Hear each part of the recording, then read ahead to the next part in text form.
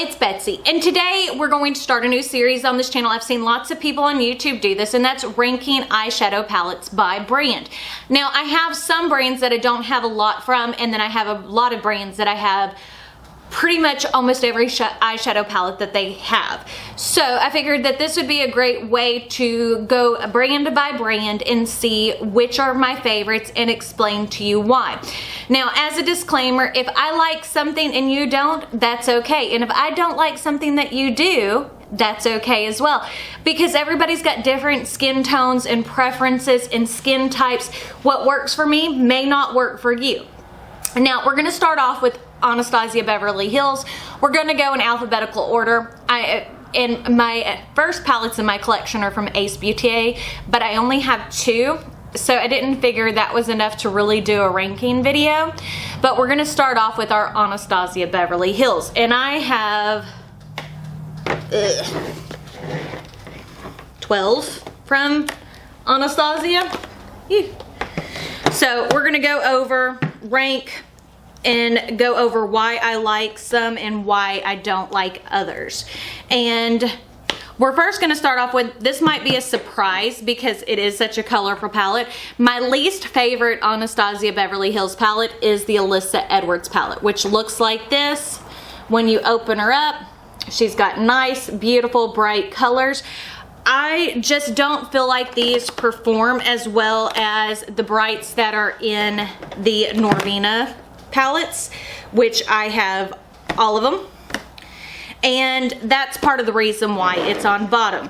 I just don't think that the colors, like, and they look a little chalky, like this color Unicorn Tears, and I used this on my eyes today just to refresh my memory, but like this shade Unicorn Tears is a beautiful color, but it comes out much pinker than it does in the palette, and it's kind of chalky.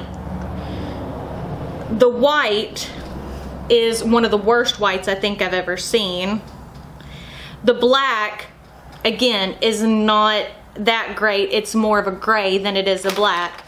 And I purchased this because Alyssa Edwards is one of my favorite drag queens, but there's not a lot of honestly really unique colors in this.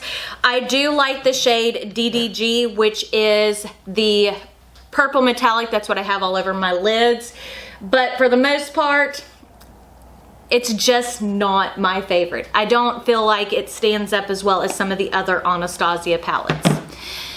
The Riviera is next, and as you can tell, mine's messy. It's been used, and I would not have purchased the Riviera palette if I knew the Alyssa Edwards palette was coming out, because this came out right after the Riviera palette. And I thought I was going to love this because it's got so many bright shades. But again, like, the white is just not great. And the metallics are super crumbly in this palette. And it's just not unique enough. When you actually look at it, there's a lot more neutrals in here than what I was expecting.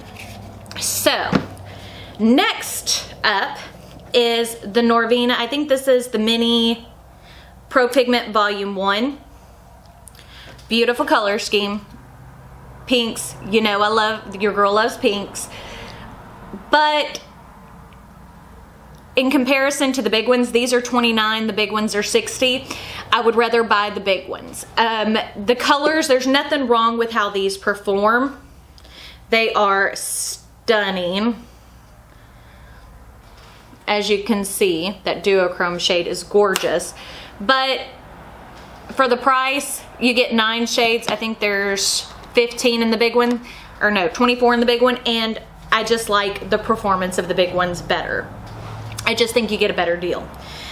And next up, and this one is higher than the other one because this color scheme is so unique, but this is the Volume 2 Mini Pro Pigment Palette.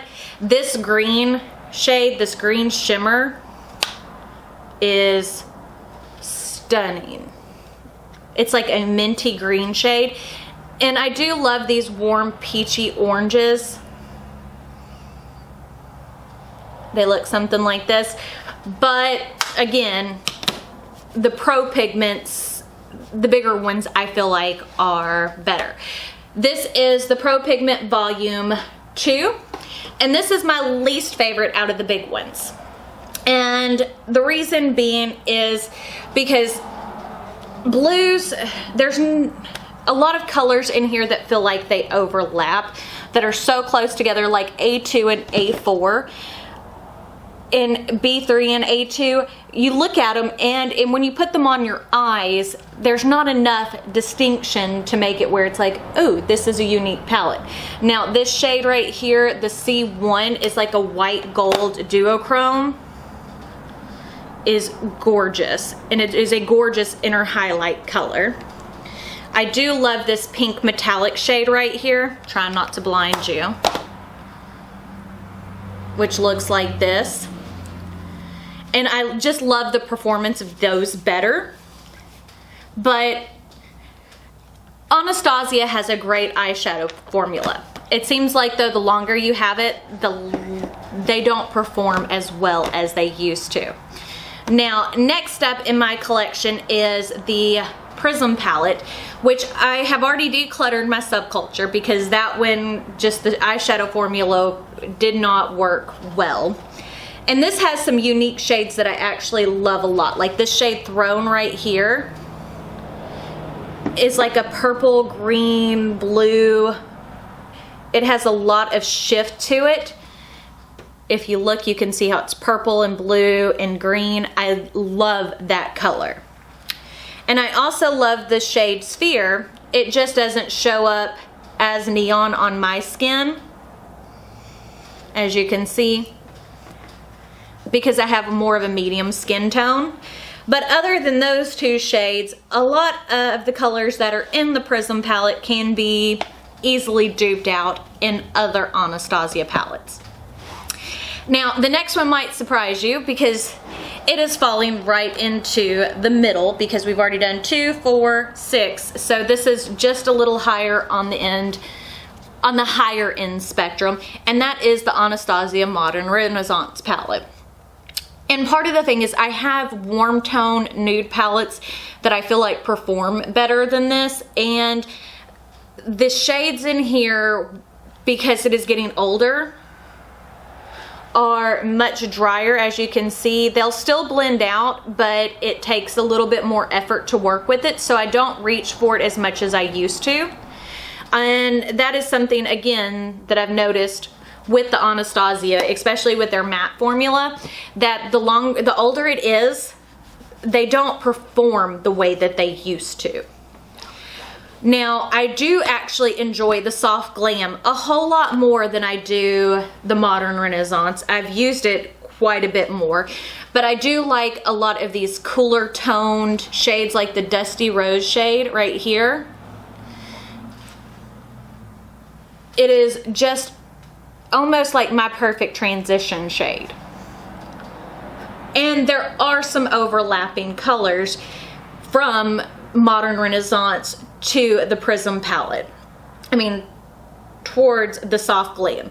I do like this shade Sultry. It's like a bronze shimmer. But again, it is very neutral, very basic, but it's good.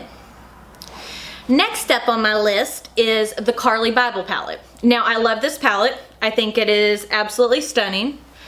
I love the shade Steve, which is this really pretty cranberry red color, and it blends out like a dream. But this one I feel isn't as friendly to my skin tone. A lot of the colors, like the Bear shade, just don't, I mean, it blends away to nothing and looks chalky on my skin. I like the shade Cindy, which is more of a coral color, but again, it's not very noticeable on my skin. But the shade OA, which is like this very glittery shade, is dry. It's not as soft as some of the other other Anastasia shimmers, but it does, when you actually apply it and blend it out, it is gorgeous. And those are the types of shades. The ones that are really unique are the ones that stand out to me the most, that I enjoy. Now, next up is the Norvina Volume 1. This, it has me written all over it. And the last three in my section, it was very hard to choose. But again, I love all the purple shades in here. They perform beautifully.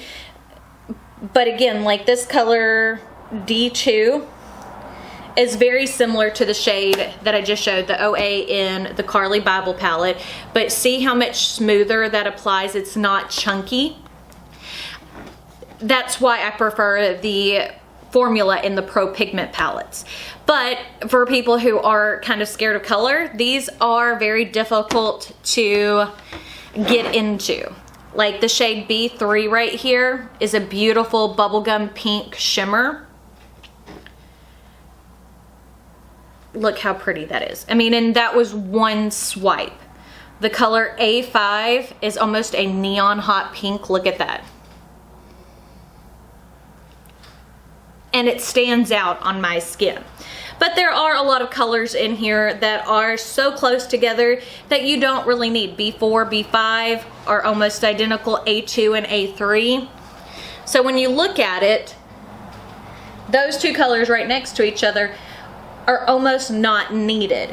And like this shade E3 is a mustardy shade, which is almost identical. I can't remember the name of the color that's in the Prism palette, but I love any of those mustardy, poopy kind of colors, if that makes sense. Next up is the Jackie Aina palette, and I really love this palette. The colors are nice and vibrant. They don't pull ashy on my skin. The shade Big Wig right here, this purple, is more of a dusty purple. The shade Trust Issues is just the most beautiful inner corner highlight color. Sponsored is your traditional brown red duochrome, but it performs so well. And I absolutely adore this palette. That's why it's number 2. But I think my number 1 favorite is the Anastasia Pro Pigment Volume 2, or Volume 3. This is the one that has the butterflies on the packaging. And this color scheme definitely lends itself to being extremely friendly for people who want to play with color. There's some pinks, purples, greens, blues, and there are some overlapping shades, but I don't feel like this one is bad as some of the other ones, like the shade D5 right here. Look at that. Isn't that stunning? It's like an orange yellow duochrome, which again is very close to the shade D2. This one's a tad bit more orange, that one's a tad bit more yellow, but they are very close. But it's the matte formula in here that I absolutely love. Like this shade A1 is a gorgeous lime green. Hold on, let me re-swatch that because my hand's still a little damp. But see, that pulls more of a true chartreuse color, and it works on my skin. Some of the times whenever you have these neon-y shades, especially when you have more of a medium color to your skin, they don't pull very neon. This is the shade A4. Let me swatch that on my other hand because my hand is still damp. But see how that swatches? It definitely has more of that green wow pigment. It shows up even whenever you blend it out. It doesn't blend away to where you cannot see that green shade, which a lot of times can happen whenever it's a bright or it is a pastel color. They just kind of go away on my skin. But I feel like with this Volume 3 palette, you can pull the warm neutral if you want to, but there are some, again, some really unique colors. The shade C5 is this blue, tealish with a gold shift to it. Look how stunning that is. That's why that one is my absolute favorite. I can do a lot with this palette, and I think, let's see, there's 25 shades in these. And that is the only reason why the minis aren't up there more, is because you're spending $29 on 9 shades or $60 on 25 shades, which is the better value, at least in my mind.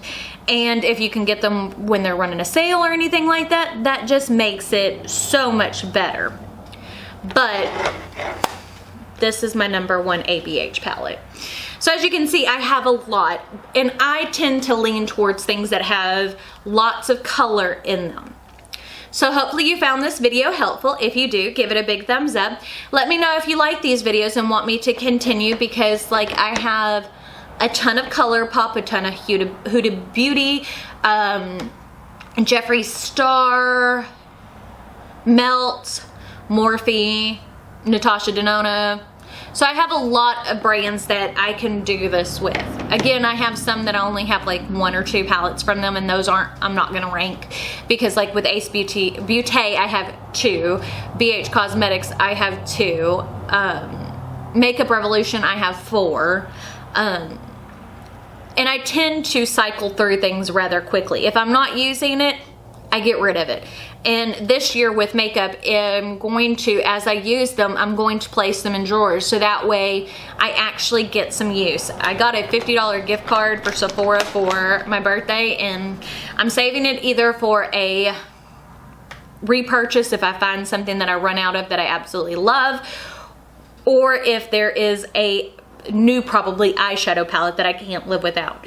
But I want to actually get some use out of the palettes that I have, and going and doing these ranking videos really does help, because I'm looking at the colors and seeing what's similar and seeing the things that overlap where I may not need them in my collection anymore. Because like the Alyssa Edwards and the Norvina palettes, I mean not the Norvina, the Riviera palette, both gorgeous palettes, but do I need them in my collection considering I have the 3 big Norvinas? Probably not. That the brights in these perform much better than the brights in those 2. So again, hopefully this is helpful. If you like it, give it a big thumbs up. If you want to see more of these, let me know down below. We're gonna do them in alphabetical order if y'all are interested in seeing them. Don't forget to check me out on all my social media, Facebook, Snapchat, Twitter, and Instagram. But I guess that's it, so we will see y'all on Monday. Bye.